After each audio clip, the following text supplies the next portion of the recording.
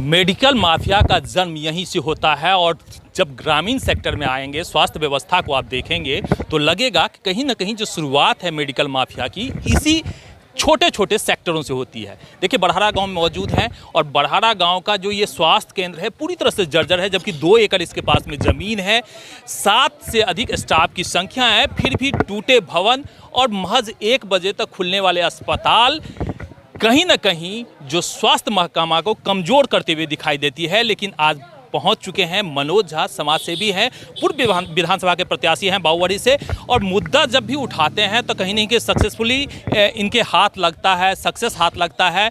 नवजीवन अस्पताल का मामला हमने देखा था। क्या लगता है नवजीवन अस्पताल को जिस तरह से आपने फाइन करवाया, जुर्माना दिलाया, क्या इस अस्पताल का जीर्णोद्धार कराने में संभव लगता है आपको हो पाएगा? देखिए, आम जनता त्रस्त हो चुकी है, इलाज की बहुत ज़्यादा ज़रूरत है।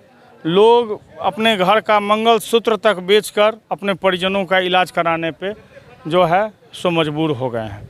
तो इस स्थिति में जो है अगर सरकार बात को नहीं सुनेगी, या सरकार से नीचे तो सिविल सर्जन साहब को ही जानना चाहिए कि भाई सरकार के द्वारा जो दिया गया है सुविधा उसको तुरंत वो चालू करें, और उसके बाद उस हॉस्पिटल को क्या ज़रूरत है यह लिखकर सरकार को भेजें।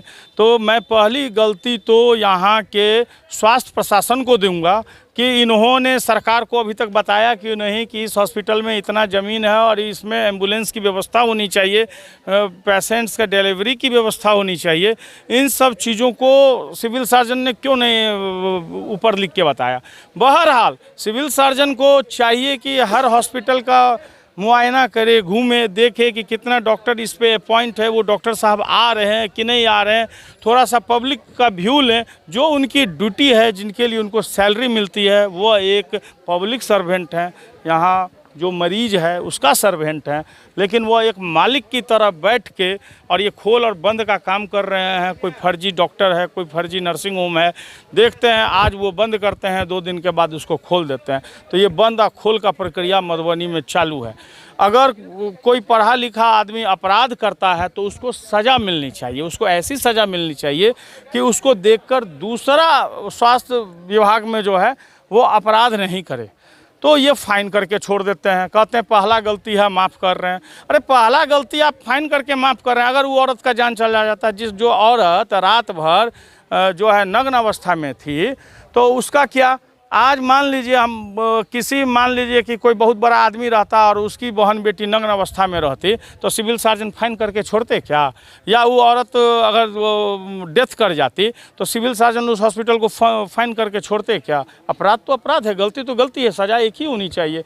तो ये क्या काम कर रहे हैं? ये तो हम समझ रहे हैं कि उन्होंने फाइन करके अपने आप को बचाया कि हमने एक्शन भी लिया, ठीक है, दूसरे ओर उसका काम भी कर दिया कि उसका हॉस्पिटल बंद नहीं हुआ। छोटा छोटा जो अस्पताल यहाँ पे जो बंद है या फिर चलते नहीं है, जानबूझ के उसे खराब कर दिया गया है, करप्ट कर गया है, तो इसी से लगता है कि मेडिकल माफिया को प्रोत्साहन मिल रहा है। माफिया लोगों का राज हो चुका है। अगर सरकारी हॉस्पिटल सही तरीके से काम करे तो प्राइवेट में कोई क्यों जाएगा? जितनी ऐसा नहीं है पहले से सुधार नहीं हुआ, सरकार ने सुधार किया है। सुधार करने के बावजूद जब जितने सरकारी हॉस्पिटल हैं जो सरकार दे रहा है वो सुविधा वहाँ पे अगर नहीं पहुँचेगी, ठीक है, तभी तो प्राइवेट की तरफ लोग जाएगा। प्राइवेट से ज़्यादा सुविधा जो है सरकारी हॉस्पिटल में, जो दवाइयाँ आज सरकारी हॉस्पिटल में सरकार ने दिया है वो प्राइवेट में खरीदिए 2-2 हज़ार का पड़ता है, जो आपको यहाँ फ्री में मिलता है। लेकिन वो दवाई जब मिलेगा आम आदमी को तब तो वो तो ऐसा करता है, ब्लैक में बेच लेता है। यहाँ पे दवाई नहीं मिलती है, यहाँ एक्सपायर होके फेंका हुआ है, एक्सपायर होके फेंका हुआ है, स्टाफ नहीं है लगाने वाला उसको। तो ये एडमिनिस्ट्रेशन का मामला है। तभी मैंने सिविल सर्जन को डायरेक्ट आपके माध्यम से, जन माध्यम से उनको कह रहा हूँ कि वो एक बार सबको वेरिफिकेशन करें, और वेरिफिकेशन में रखते रहिए, नहीं कि मीडिया में आ गई बात, कोई ऊपर से इंक्वायरी आ गया तो चले गए हॉस्पिटल और फिर शांत बैठ के अपना एसी रूम में बैठ गए। ये उनकी ड्यूटी नहीं, उनकी ड्यूटी है कि निरंतर वो विजिट करें, तब ये लोग अपने रवैये से सुधार में आएगा और स्वास्थ्य व्यवस्था सुधरेगी। तो लगता है कि इस बार बिगुल आपने फूका है वो कहीं ना कहीं मुकाम पर होगा और यहाँ के ग्रामीणों को फ़ायदा मिलेगा। देखिए, बिगुल हमने नहीं फूका है, एक एक गरीब व्यक्ति ने फूका है जो इस अत्याचार से शिकार हैं, और जो अत्याचार से और बाकी शिकार ना हो उन लोगों ने फूका है। यह आम आदमी की आवाज़ है, ये मेरी आवाज़ नहीं है। और अगर इसको ये नहीं सुधारेंगे तो आम आदमी जब रास्ते पे उतर जाएगी तब यही लोग आते हैं हाथ जोड़ के माफ़ी मांगने, अनशन तुड़वाने, जूस पिलाने, समझ गए। तो ये उस स्थिति को ये लोग जन्म नहीं दें।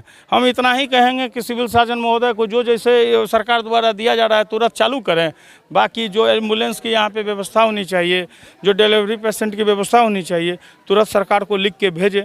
सरकार तो ज़्यादा से ज़्यादा हॉस्पिटल बना रही है, वो काम करना चाहती है, लेकिन ये हमारे ही प्रशासनिक तंत्र में कहीं छेद है जिसका फ़ायदा गरीब लोगों को नहीं मिल रहा है। सरकार काम करना चाहती है लेकिन सिस्टम करप्ट हो चुकी है और इसी सिस्टम को सहेजने की ज़रूरत है, रिपेयरिंग करने की ज़रूरत